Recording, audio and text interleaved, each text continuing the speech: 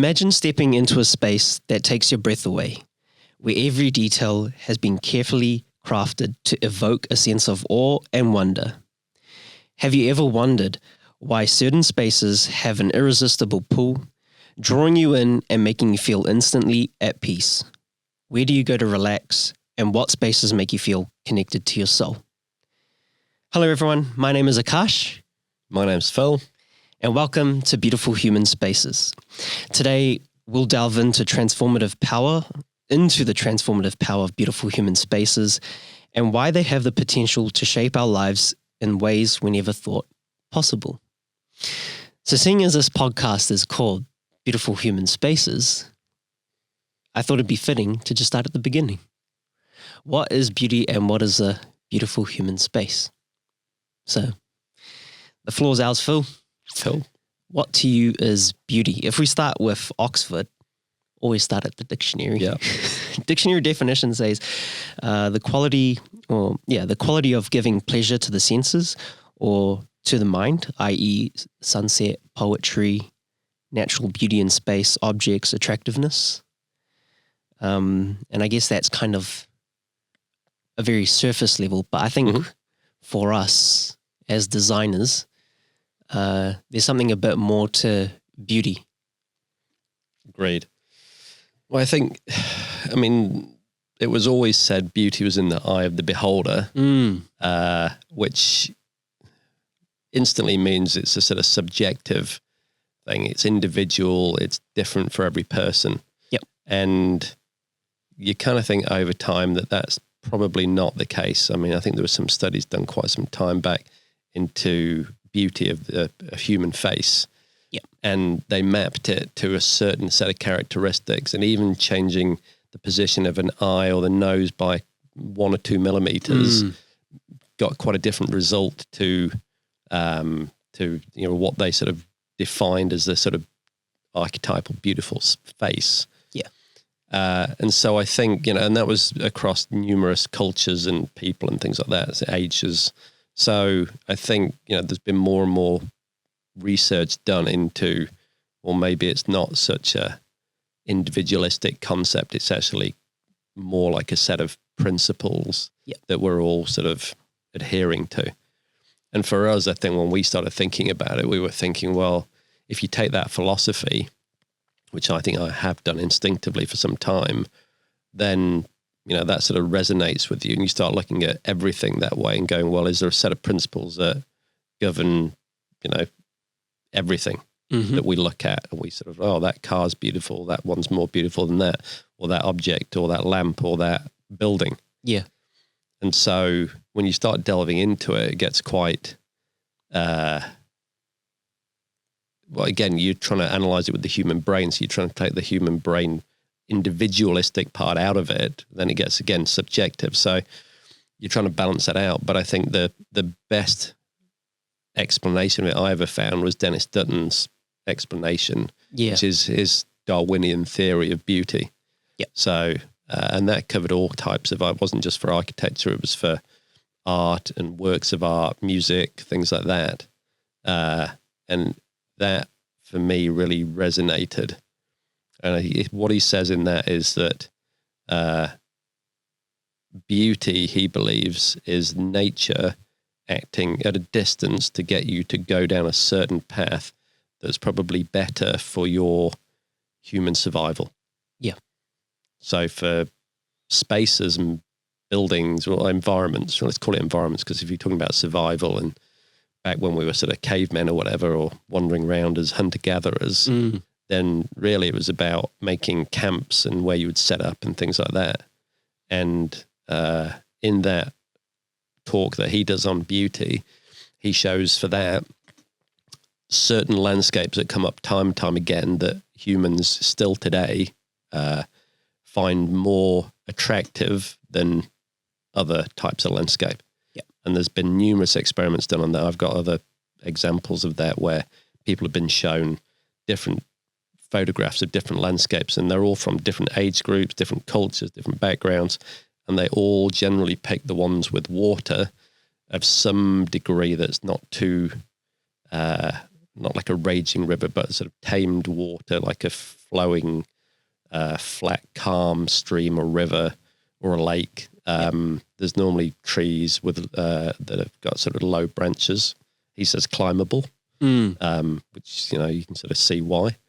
And normally some sort of meandering path that goes off into the distance. Right. Haven't quite figured out that one yet, but there's definitely something there.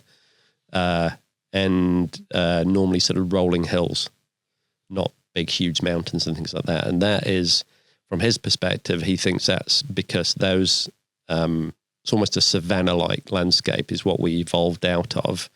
And you'll see those across the world today in the most sort of what we would call the most beautiful settings. So like Japanese gardens, English stately homes, all those sort of things. There's numerous examples right across the world. I also like when he talks about it in his talk. He says, we love them so much that we even put them on our postcards, calendars, frame them and put them up on the walls, because we're just so attracted to them. Yep. I can remember when we were in India, and we were going from Delhi up to Himachal, and we went by van, so it was about 6 o'clock, and we'd only get there about midnight. And so when we reached there, it was dark; you couldn't see anything. And then the next morning, we woke up, and I don't think I was ready for this, but we were staying in an ashram, and there was so much greenery, so many trees. You just walk out of the village a little bit, and those like contoured rice fields. Oh yeah.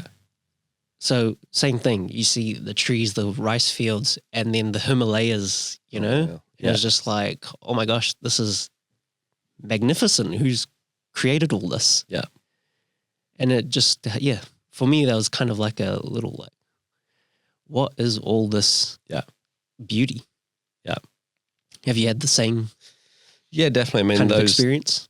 It was interesting, again, sort of analysing some of these things over the years. So growing up in England, we had the stately homes scattered across the country, and they're all around you. So you've got that much history around you. It's not difficult to see. So I used to spend a bit of time out in some of those places. And there was a guy called Capability Brown, who was a landscape architect from the 1700s. And he would transform whole swathes of countryside that were just natural, but he'd make it more natural. So he'd recontour hills and things like that. So wherever they put the house, there'd always be a lake or a river that they'd sort of dam up to make it more slow and meandery. That would normally sit somewhere in front of the lake, but then the viewpoint as you came up to the house along the road in would normally sort of meander through these sort of hills and then end up with a picturesque view across the lake, but normally with a bridge crossing over it, and then the house in the distance.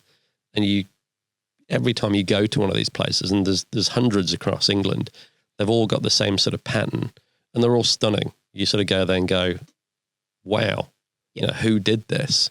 And you think when you start off, you think it's all natural. Because now it's 300-400 years later, it all looks completely natural. All the, fields are all sort of grown out. The trees are huge now. So it all looks, when you see the sketches that he drew, he'd always draw the big trees in. So like now they're big. Obviously when he put them in, they wouldn't have been. So now it's fulfilled his sort of vision. Yeah. And you just think it's part of the natural landscape, but it isn't. It's completely man-made and engineered to be this sort of beautiful landscape. And it is stunning. And not one person, I don't think, would say that it's not stunning. It's beautiful. Yeah. And yet it's all engineered to look that way. So we've all been conned for many years into thinking these things are actually just evolved out of the landscape. And actually it's been completely man-made and made to look a certain way that we think is beautiful. Mm-hmm. So then what to you is beauty?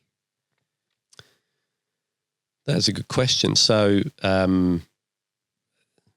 think that's the essence of it in a nutshell. I think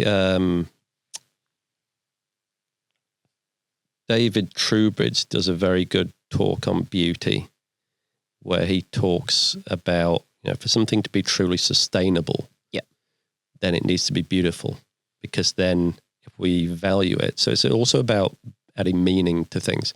So if we value this thing that we got, whether it's a house or an object or a car, if we find it beautiful, we're more likely to hold on to it than just discard it and throw it away. I mean, a lot of things are just made to be one use these days, and you discard them.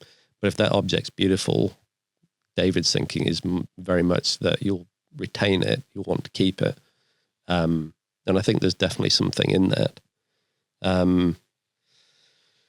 For me, it's a hard one to describe because it's so many things.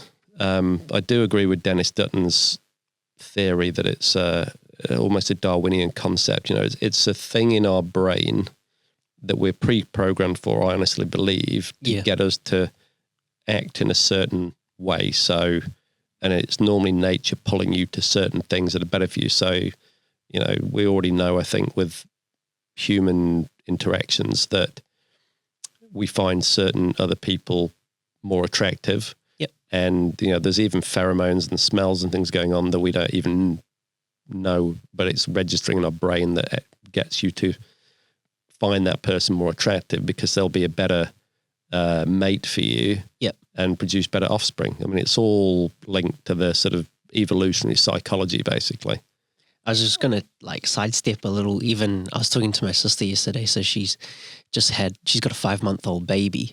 And she was saying her husband Kavendra can get Shan to sleep quicker than she can. And it's because they reckon he can smell the milk on her. And so that stimulates his senses, and that's just built into him. This guy doesn't even know how to speak, but there's that. The mechanics are already in there, Yeah. And so in the same way, those mechanics are built into us. Yeah, I'm absolutely sure of it. And we're all acting on these instincts, and they're just instincts. Yeah. But they're all hardwired into your brain. I mean, I think there was a question some years back, you get animals, as soon as they're born, they're able to survive. Over the time, the thing that's made us successful is having bigger brain. Which means we have to be born smaller and we have to evolve while we have to grow and sort of evolve outside of the womb, whereas animals come out and they're ready to go. And because of that, you've lost my train of thought now. We'll cut that bit. That's all good. What I was going to say as well, for me growing up, what I remember is, for some reason, like Hot Wheels cars. Yeah. There used to be this one car for me that it was black, and just the way it was designed. And for me, that one just stood out the most, and I just took care of it. And I don't know, something within me was just, this is just a nice car. And there's just a pull towards it. Yeah. And if I'm trying to think back, just anything collectible, or even for me, growing up, clothing. There was always, you got your favorite piece of clothing because it makes you feel, or the look of it. Yeah. Paintings or drawings whenever I was looking at paintings and drawings. And then also when I was part of the Scouts, there's one camp we went to, and that was probably my most favorite camp I've ever been. I was the youngest. I was fresh. I moved from the baby Scouts, which is the Cubs, into the Scouts, and I didn't really know anyone. I went to this camp, and it was the first time.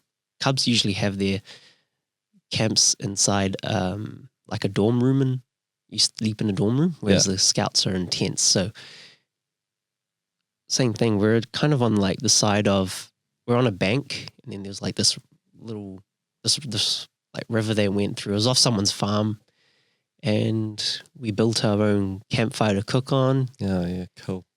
Dug our own toilet as well, and all our activities were just based around this little opening and where the water is. Yeah.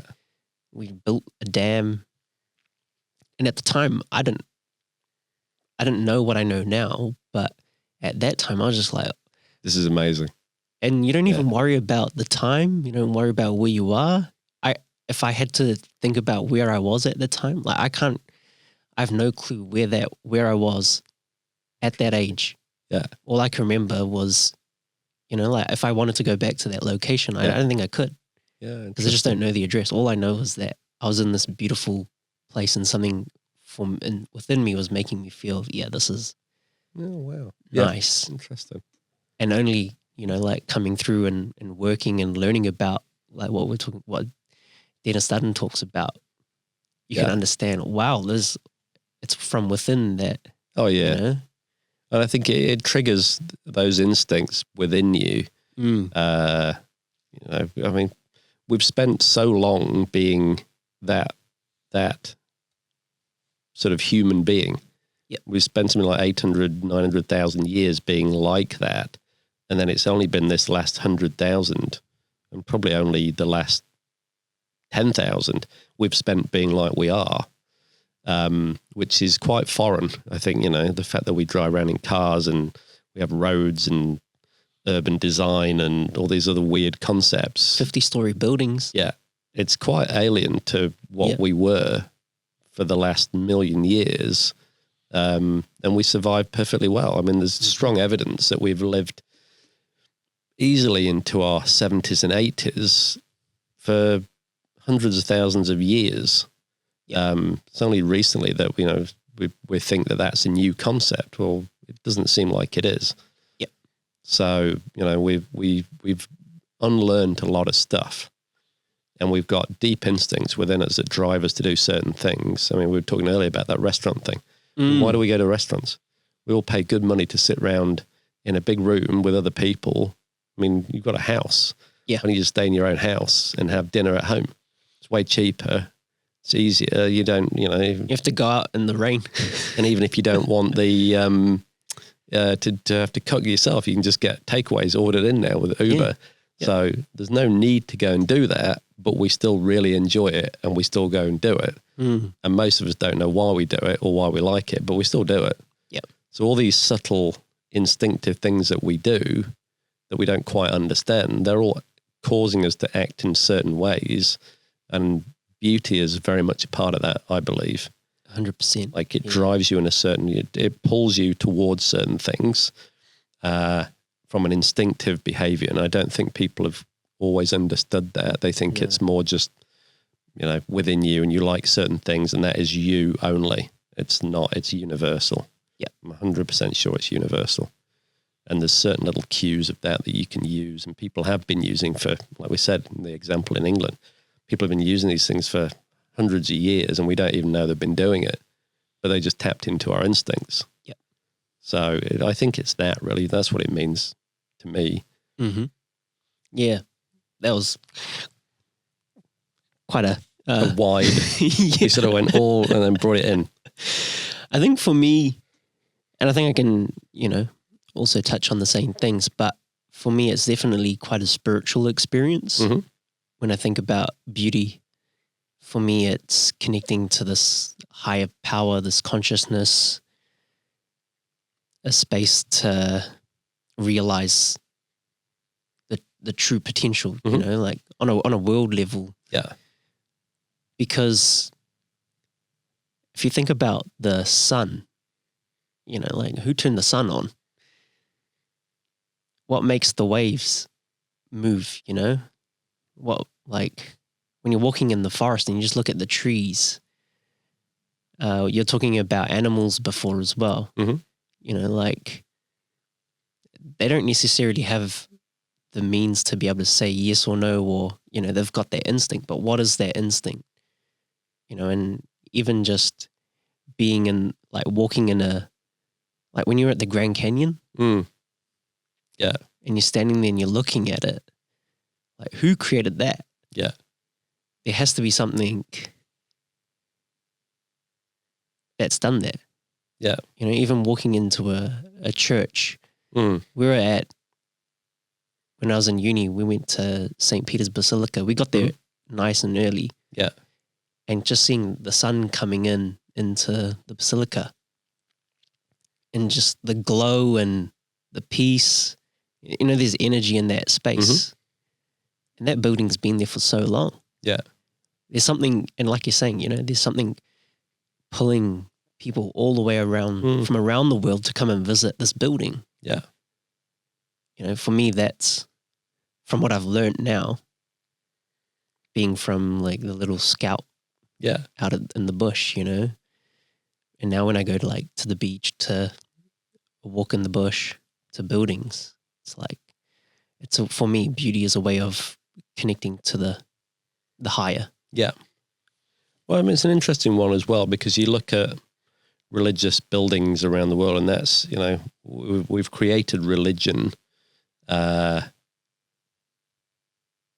I mean, our brains are pre-programmed for it when we didn't have religion, and it's a hard one to completely map out, because back when it looked like we formed these sort of ideas of ritual, things like Stonehenge. Yeah. We didn't have a lot of stuff written down, so that you can't sort of go back and go, oh yeah, well, these guys did this because of X, Y, and Z. But like taking that as an example, it looked like they found a certain thing in the landscape there that lined up to certain givens, like the solstices and things like that, and that made that place have meaning for them. Yeah. So I think also beauty, if we talk about beauty or the sort of wider aspects of it, where I came to with beauty was looking at architecture and going, well, what's the difference between architecture and a building? Which I think is an important question for all architects. Yep. Like, why is it better? We would call ourselves architects when we design buildings, but we call them architecture. And we try and differentiate ourselves from other non-architects and say, well, you're just designing buildings. Yep. Ours are better. Why? And I think that's an important conversation, because what I mean by architecture is something that's got meaning. When you give something meaning and value, then that's true architecture. It's got almost a higher purpose. People want to retain that thing. So we talked about the sustainability aspect. Well, if you want to retain it, it's got meaning, value, and beauty. Well, that thing's going to be around for a lot longer than something that's just, it's just a building. I'm going to live in there for 50 years and I might flatten it. Yep. So I think those are important conversations as well. When you put all those things into it, then you get what we describe as architecture. So,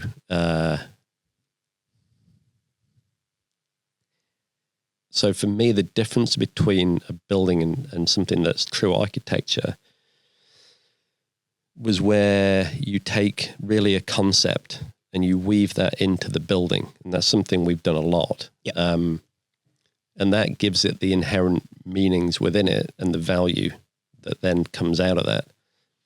And if you don't do that process, it's not to say that it can't be nice, but I think then you're not getting this extra sort of level of meaning. And that is what I think religious buildings do. That's why when you go into one of those spaces, you connect more with it, whether it's a spiritual level or whether you're completely, non-religious, complete atheist. Well, it's like, you still feel it. Yeah. Like the Taj Mahal. That's a tomb. Yeah. And it's just for someone's love for a significant other, Yeah. and he built the most beautiful building to represent her. Yeah. And people from all around the world. One of the most beautiful places, I think most people would admit. Yeah. And it captures all of those things that we talked about a beautiful human space would have in it.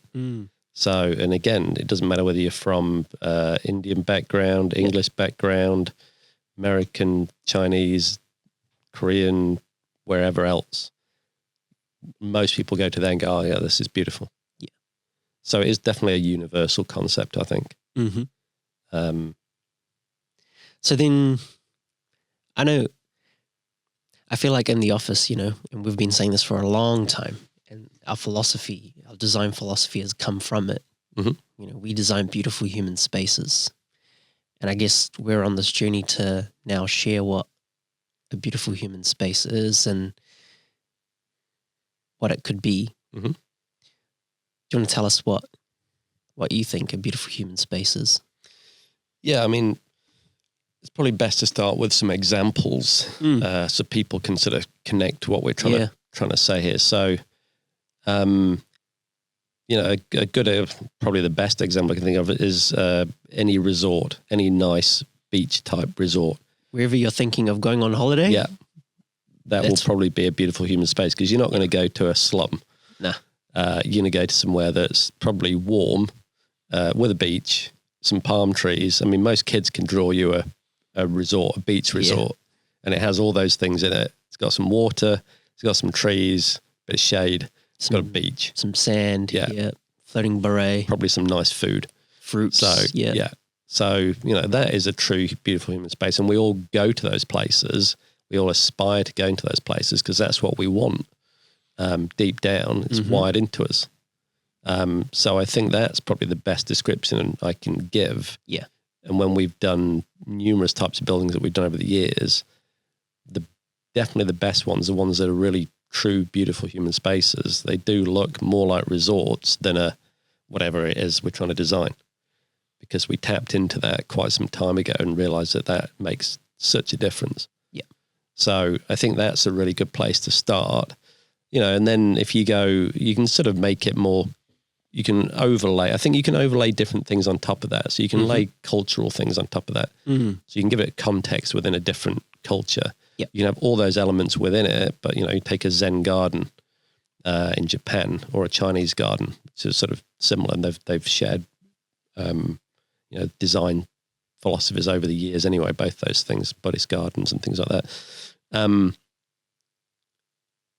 There'll be, there's pagodas and things in there that you'll recognize as being Chinese architecture, but equally, the collection of things in it and the way the landscape's formed, the lakes and things like that, and the trees, while they'll be from that area, you would still recognize them as something beautiful, whether you're Western or Eastern or wherever you're from. So I think there's different things you can layer over the top, but fundamentally the basics still have to be there to make it truly beautiful. Mm-hmm. And why do you think everyone deserves a beautiful human space? That's a very good question. I think from what I've seen over the years, let's not call it architecture, let's call it environments. Environments make a huge difference to your mood and how you are as a person. I mean, we were talking earlier about how, and again, I don't have the full reasoning behind this, but it's fact. You can definitely see it. So as people get more wealthy and they aspire to live in certain places, most of those wealthier areas are full of mature, massive trees. Bel Air in Los Angeles is all that. London's got its beautifully landscaped little urban Georgian squares. Yep. They're full of massive mature trees now. Talking about Central Park as well. Central Park. All of those areas are filled with those places. And typically, and that's the interesting part, typically they've all got big trees. You won't find many that don't have big trees. So that seems to be a universal thing. Yeah. And especially when I look around some of the more deprived areas, you'll barely see a tree. You might see some low ones. They're often quite small, and some shrubs and things, but there won't be that many. But the more affluent areas will always be full of big trees. Like, what's that about? Yeah. But that's something we definitely like as we get more wealthy. So it's something we clearly value as we get more wealthy. Drivers behind it, I'm not entirely sure, but it's definitely a thing. Yeah. So there's things like that. Even just for myself, thinking about why I do architecture, having grown up in the neighborhood I've grown up in, and the school, everyone's just on this constant okayness of, we're just okay with where we are. And then having gone through architecture school and looking at the power of architecture, and now I've learned, what a beautiful human space can do for people. It's like, why isn't everyone got this? Wanting this. Yeah. Why aren't we designing everyone's home to be a beautiful human space? If architecture and the spaces we design has the power to change us and transform people, and it's like putting a plant in the shade inside or moving it in front of a window. The plant's obviously going to grow when it's in front of the window. If we create better environments for people, then wouldn't we as a nation grow as well? Yeah. Well, I can't remember who said it now, and it may have been Norman Foster, or it may have been somebody else, but Somebody said, how do you put a price on delight? It's a really good question, because that's basically should be the difference, I think, between architecture and non-architecture. Mm-hmm. You know, that buzz you get when you walk in and the sun's streaming through a big pane of glass or something, or you've just got a certain window in a certain position. You always get that spot of light, and it's just nice and warm underneath it. You normally see the cat sitting there, yeah, or something like that. You know, all those little points of beauty, which I think they're beauty. You know, they're the things that really resonate with people. That's why, you know, some of the old houses still have value for people.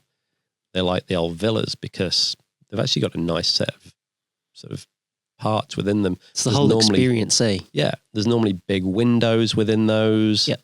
The ventilation's actually quite good. Yeah. You know, they can be cold, but we've fixed a lot of that stuff now. Smell of the natural timber. And I think even the detailing, you know, the thing that's interesting when you look at some of those things, people like craftsmanship. And that is another big difference between architecture, I think, and just building.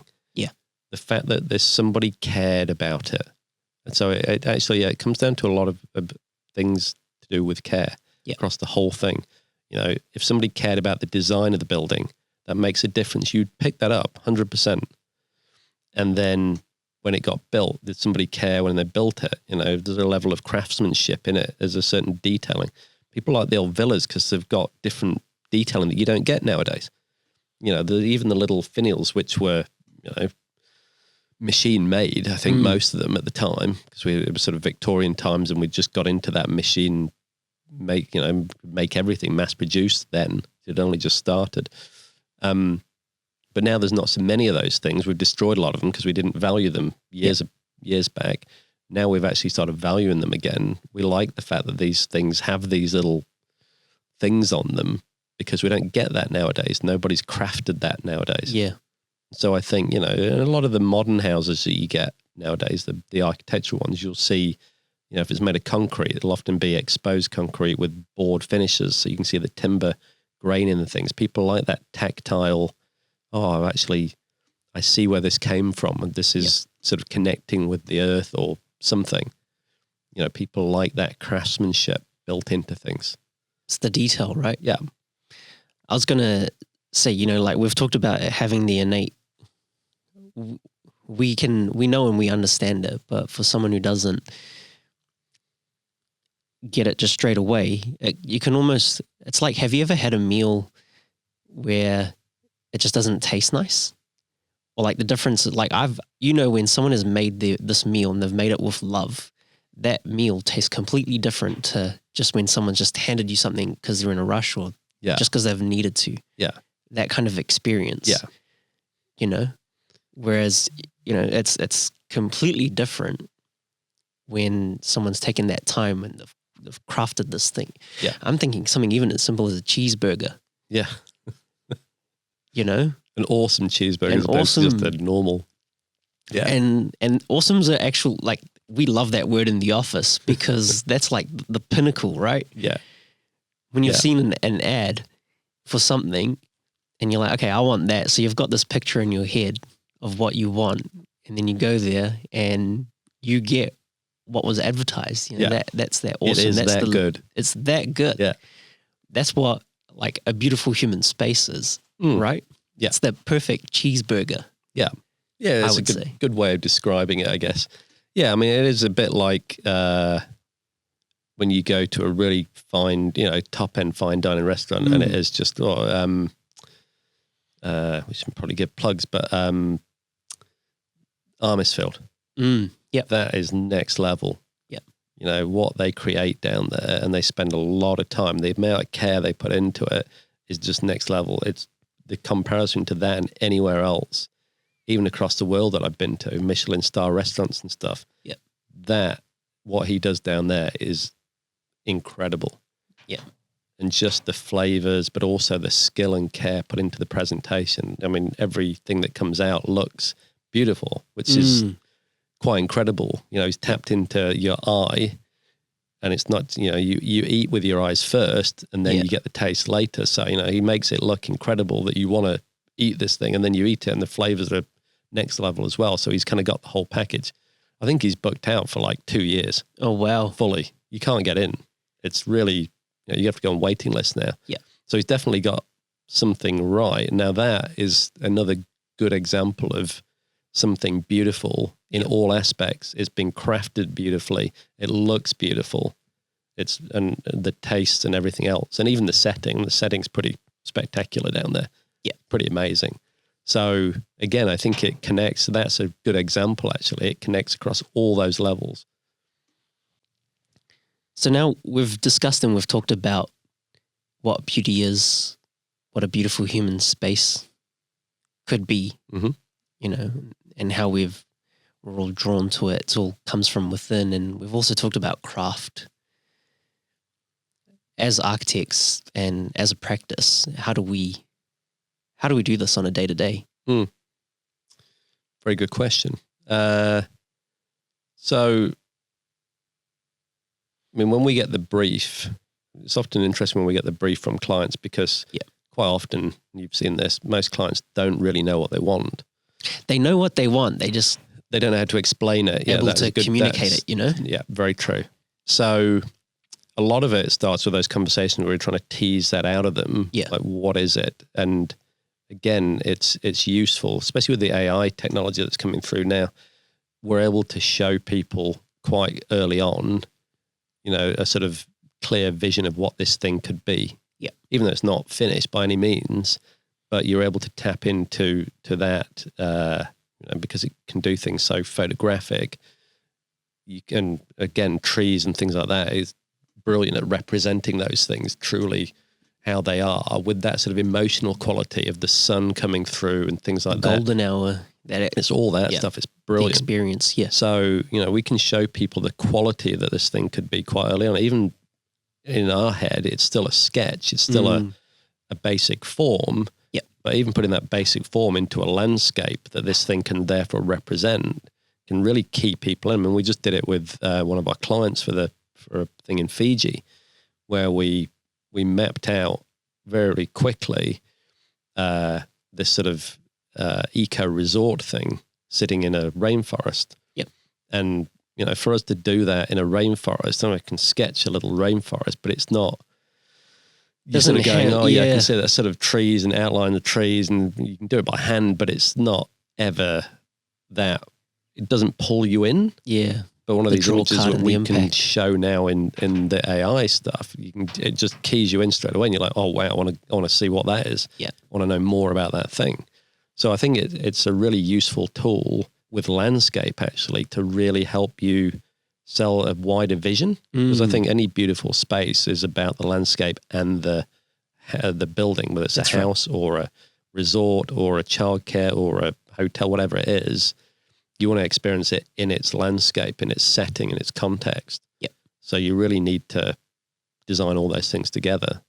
And I think that's what we try and do now. We try and bring the landscape in early as part of the whole design, which we've always done. Yeah. Before we'd always be using computer models. You know, you'd put the building in, you'd try and shape. We've always tried to shape the buildings into forms that kind of sit in the landscape and create the landscape as well. And what that means is, you know, like we're talking about just like slight curves, you know, just looking at nature, taking cues from nature. That's what I want to say. Yeah. You know, so like, for example, Te Mirumiru's, you know, got like the curve of a hill. Yeah. Chrysalis is just, you know, the little crescent shape. And it's things like that allow our eyes to just travel, and again, it just feels good, feels nice. There's a certain dynamism within the curve. It's an interesting form, the curve, and you get lots of curves in nature. You don't get many straight lines. Nothing straight. Yeah. And, you know, we've said for years, you know, we curve the buildings. They're not curved. They're faceted curves effectively. Yeah. But it gives the eye the same impression. And there's something, so I first came across that when I was working at Foster's in London, and Norman was across the job we were working on, and we designed this school. It was a really interesting project, really interesting school, but it was fairly traditional in that it was a set of classrooms either side of a big atrium, and interesting part of it at that point was the atrium went up a hill. Right. So the building was 2 levels at one end and 3 levels at the other. So you had this sort of ramp running up the middle of this atrium, about 6 meters wide. So, three stories high. It was quite a nice, impressive space. And we got it all sorted. It was just about ready for the planning application, I think. We were quite pleased with ourselves. We were just about to nail it. How many hours did you do? Oh, hundreds as usual. So we were all pretty pleased. We got to the end of that process. And then Norman came along on one final crit and went, why don't you curve it? I'm like, what? Yeah. Why would we do that? It's like, well, try it. And that was it. He just said, I'll just try it. All right. We thought he was nuts. Yeah. So we put a very, very gradual curve into this building that honestly barely changed the form of it. It was that gradual. But what it meant is when you stood at the bottom of that atrium and looked up that atrium to the far end of it, you couldn't see the end. It was enough of a curve. I mean, the building was quite long. It was about 200 meters long. Yeah. So by the time you got to this very gradual end, you couldn't see. It was just messed out the very end of the thing, because this atrium sort of basically ended on a big hall, right? Big double height dining hall. But you could not see that when you stood at the bottom of it after we curved it. And we got it in the computer model and we looked at it at the bottom of this thing, looking up this atrium, and we all went, oh my God, he's right. It's brilliant. Yeah. It's amazing. It was so much more interesting with a curve in it. And after that, it was just something I've noticed a lot. There's something really dynamic. Like you could stand at the bottom of that thing and just, I mean, I'd only just really been doing architecture probably 6-7 years at that point. And I looked at this thing and went, I want to go up there. I want to know where that goes. I don't know what's at the end, but something's telling me I want to go up that hallway and find what's at the end of that thing, because I can't see it. Yeah. And I've always found that within things we do with curves, it kind of pulls you in. There's something really interesting about the form that it directs you and tells you to move. It instills movement within you. Yeah. I still haven't quite 100% figured it out, but St. Kent's is a great example. So that's a circular, it's a donut shaped childcare we did. Yep. And Nikki, the manager there, is absolutely sure she wants to map the kids' movement in the daytime. She said she's 100% certain that those kids move more in that building than any building she's ever been in before. Right. Because it's fully circular in the playground. Yeah. And the deck that sits on the edge of all the classrooms goes all the way around that playground, and the kids run around it, round and round and round. And then they hop off into the playground, because the playground obviously sits in the middle. They hop off into the middle of the playground and sort of run across and hop over a few things and then go back onto the sort of running track again. But they do it all day long, and they absolutely love it. They don't get bored of it. That's the crazy bit. There's plenty to do in the playground as well. There's a massive sand pit. Yep. And there's all the water features in the middle of it, which they love. But they will spend a good amount of their day running around this running track as well. So there's just something about curves that instill movement and draw us in as human beings. And that's why it's always been fascinating watching kids in childcares. Yeah. Because they're unaffected by the unlearning process. I mean, we unlearn a lot of stuff as we go through our current lives. Yeah. And those kids aren't. They're not tainted by that stuff. They're not conditioned. You just watch how they act in those things, and it's like true human behavior, instinctive and not tainted.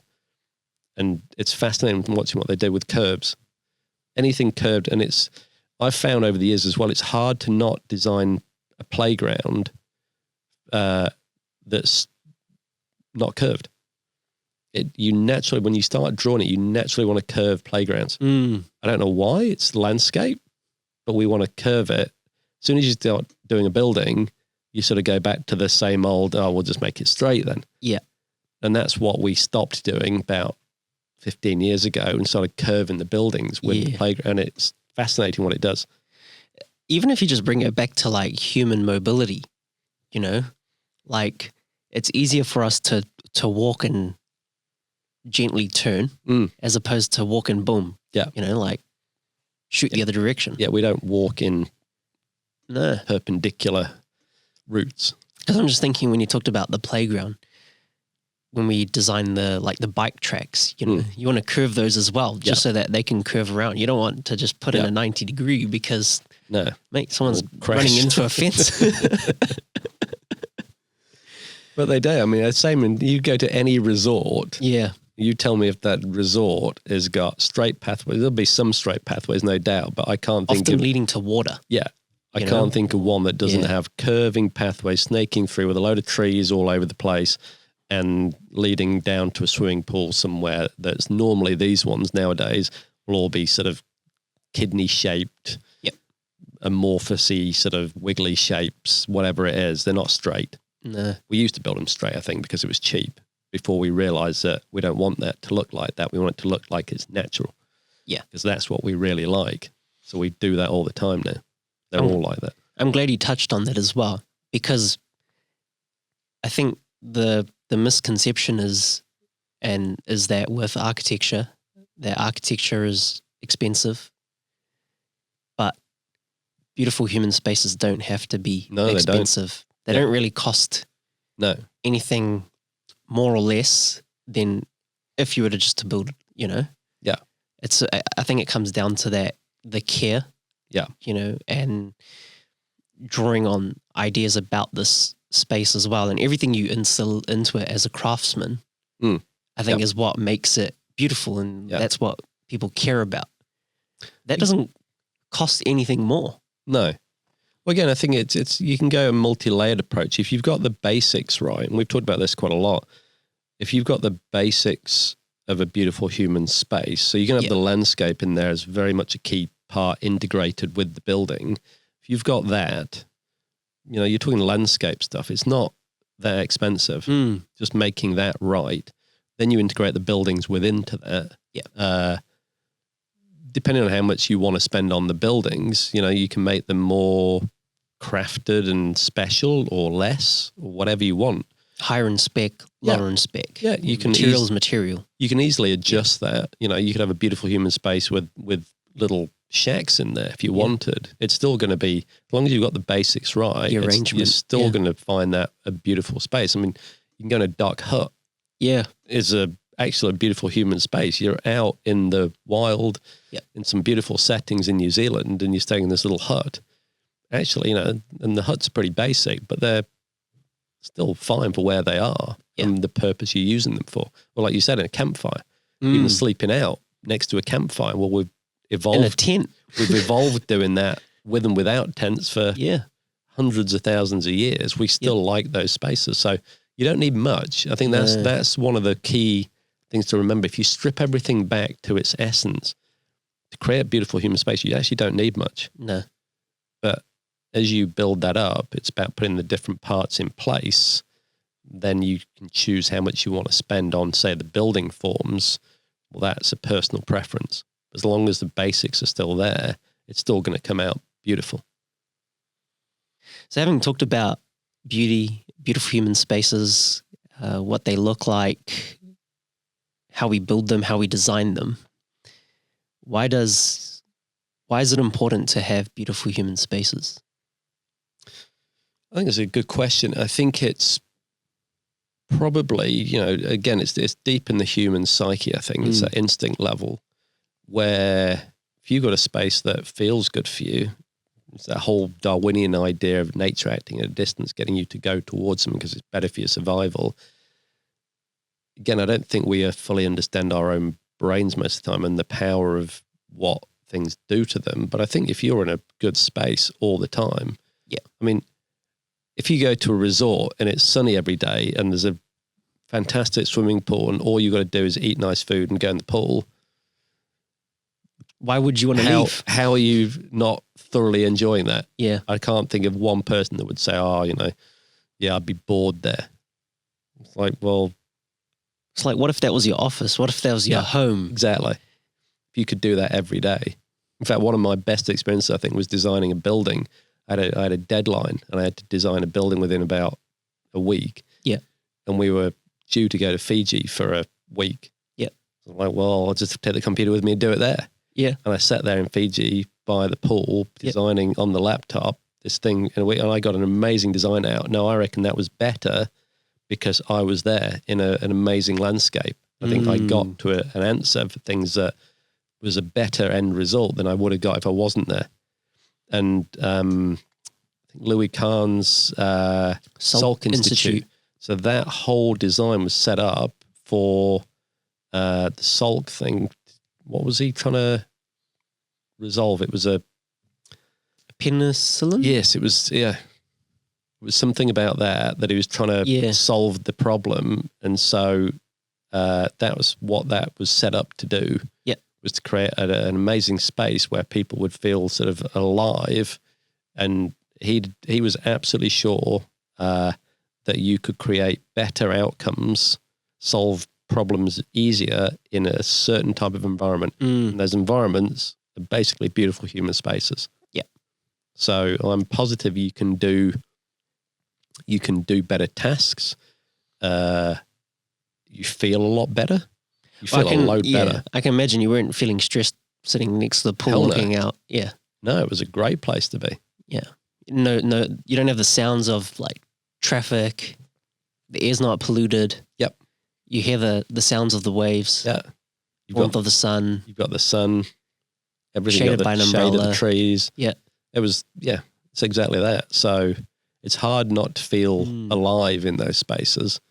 And I think some days, especially, you think, I lived in London for quite a few years, getting on the train every day, it's normally grey and raining.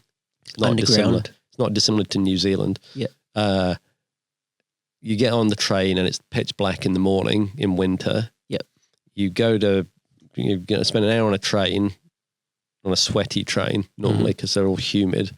You get off at the station, it's full of people and just busyness and stress.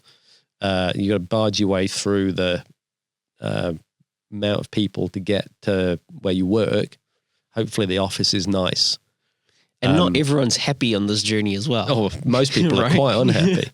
At least if you can get to an office that you actually like being in, like the Foster office was actually really nice. Yeah. Because you looked over the Thames and it actually felt like, oh my God, I've actually arrived somewhere decent. Yeah. I can be happy here for a few hours. And then, then you get on the train and do it all the way back home again in the dark. And that is your existence day to day, certainly in England, for at least 6 months of the year. And then, you get summer starts kicking in maybe in May. And you're like, oh my God, there's warmth and sun for the first time. And then everyone goes down the river and sits out on the riverfront and goes to the pub because it's the first time you've got some decent sunlight. Yeah. And we survive. We go into survival mode. I'm 100% sure we switch into survival mode. It's not enjoyable. No. Having done it, I can say for no doubt, it's not enjoyable. You just put up with it. And you just go through the motions. I remember moving to New Zealand and moving in with the mother-in-law in St. Heliers, which is beautiful. Yeah. It's a nice little place and obviously near the beach. And then I got my first job and I'd drive along Tamaki Drive every day to work. Yeah. And I'm going, oh my God, like, is this real? I used to have to sit on a train for an hour each way. And now I can just drive down this stunning coastal It's just magnificent, path isn't it? to work. And then, I think we worked in it was building in Parnell, one of the old warehouse buildings, which was nice as well. So you're just going, I loved it. This is so much better than the life that I had. I felt it was so much more positive. I designed the house that we live in now in that setting, which again, I think I did. It came to me pretty quickly because I was just buzzing with enthusiasm and ideas because you were in this space that was kind of creative. It just made you feel alive. Yep. It definitely has the ability and the power to transform people. You can't help not to feel alive, and awake and present as well and calming. Yeah. I mean, some of the schools that we did back in the UK, which are like the school I described with the curved sort of atrium to it. You know, the effect that it had on the local population, which was fairly deprived, it was a deprived area, but the effect that that had on them and the change in performance of those kids was incredible. Yeah. And that's why they built those things, because it was the last attempt to try something. That was the one thing they hadn't tried at that point. They tried various other interventions within the school, different teaching styles, bringing different people in, trying to, everything had been done in some of these places. Nothing was working. And so the final outcome, they basically got rid of the old buildings, which were well out of date. And interestingly, like they had an old Victorian building, which was quite a nice building, but just, you know, it had run its time. Yeah. It just needed to be replaced. It was just no good anymore. You know, things were deteriorating that much. But some of the less old buildings, like the 1960s things, looked like prisons. It was like real concrete brutalist architecture. There was barely a window in it. And it was like a big solid box of concrete. And everyone hated it. It looked really oppressive, properly oppressive. Yeah. And so, you know, they got things like that. And so we looked at it and went, yeah, well, it's not really surprising you don't feel great in these things. They look, even to me, it looked like a prison setting. So we got rid of all that and replaced it with this beautiful, you know, curving glass building that looked out over the fields. And actually their setting was really quite nice. It had a lot of mature trees all around it. So we just basically made the building look at the setting. Yeah. And I can't say that's the only reason why they got better, but it had a big, big part to play. You know, they finally had something that they were proud to be in and felt, you know, something they aspired to be in, I think, and it lifted them. It lifted everyone's spirits when we'd finished it. And that's when those two sixth form girls came and told us that they were going to university because they'd been through this experience with this building and they finally felt that somebody cared enough about them that they lifted their game. And I think it was both. Yeah.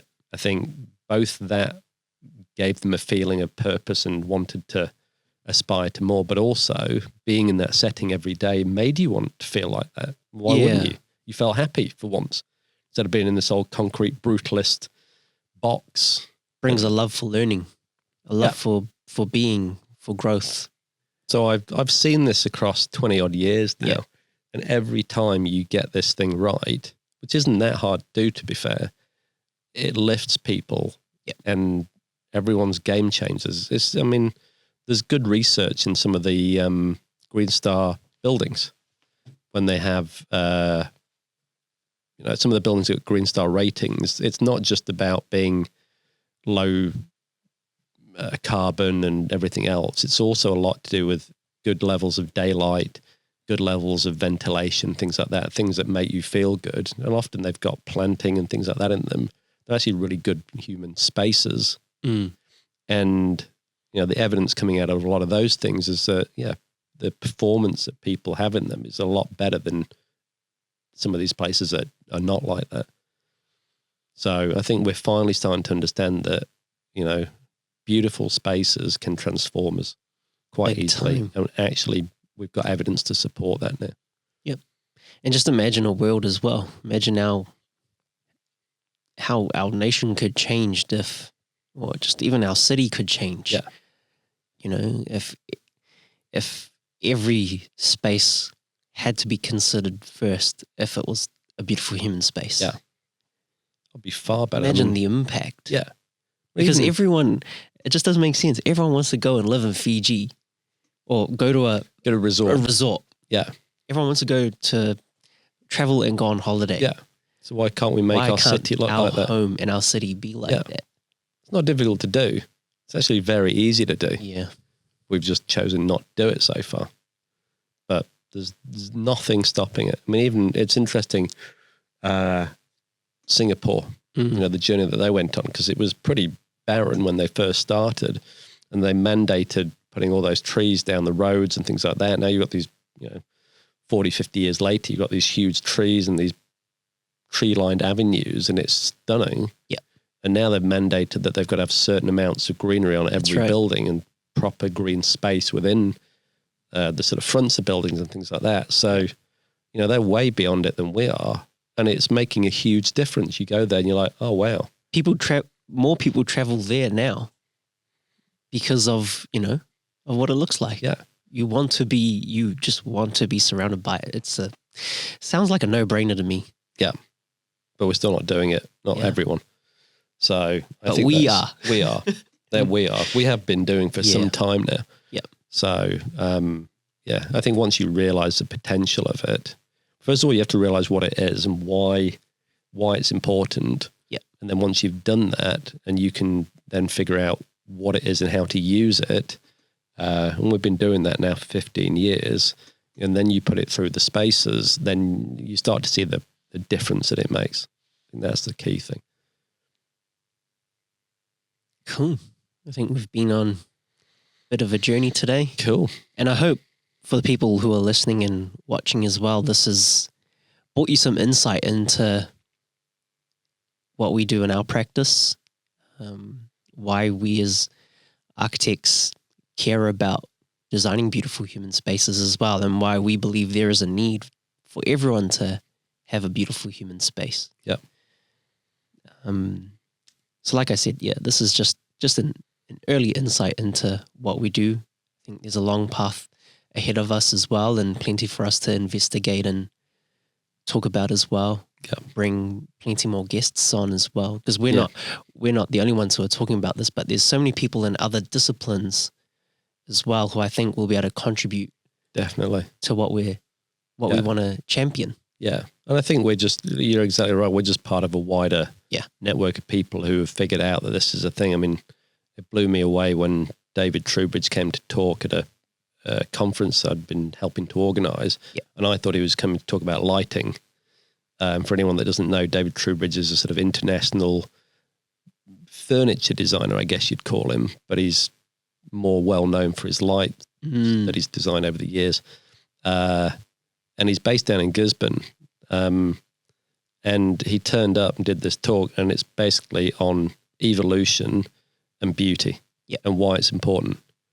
And again, you know, I'd been trying to figure out what this stuff was myself in a similar sort of time pattern over the years. And he'd come to exactly the same conclusion. So when I heard him talk, I was like, oh my God. You know, someone else gets it. Yeah. And he's in a different field to us. So it really hit home as to how these things sort of wrap around everything you do. Yeah. It's the whole environment. Definitely. And so with that being said as well, we'd really like to create a community behind this. We have a community. We want to invite you to join that.